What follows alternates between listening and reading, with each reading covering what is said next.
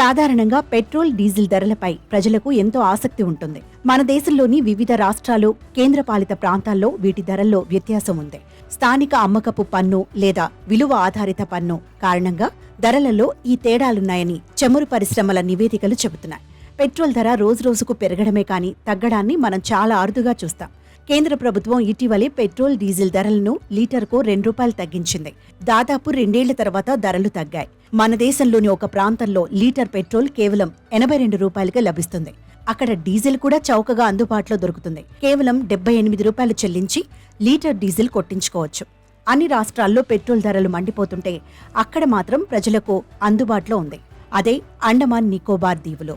దేశం మొత్తం మీద ఆంధ్రప్రదేశ్ రాష్ట్రంలోని పెట్రోల్ ధర ఎక్కువ. లీటర్ పెట్రోల్ ₹109.87 దొరుకుతుంది. రెండో స్థానంలో కేరళ కొనసాగుతోంది. అక్కడ లీటర్ పెట్రోల్ ₹107.54 లభిస్తుంది.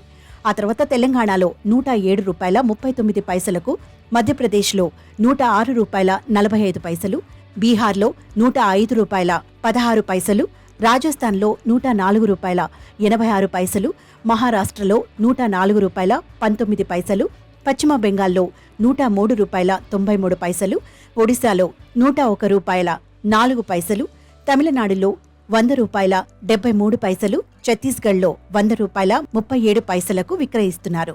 దేశంలో ₹100 అంటే తక్కువ ధరకు పెట్రోలు అసోం రాష్ట్రంలో విక్రయిస్తున్నారు. ఇక్కడ లీటర్ పెట్రోల్ ధర ₹96.12 లభిస్తుంది. మిజోరంలో ₹93.68, గోవాలో ₹95.19, ఢిల్లీలో ₹94.76 పలుకుతుంది. ఇక దేశంలో అత్యంత చౌకగా పెట్రోల్ లభిస్తున్న ప్రాంతం అండమాన్ నికోబార్ ద్వీపం.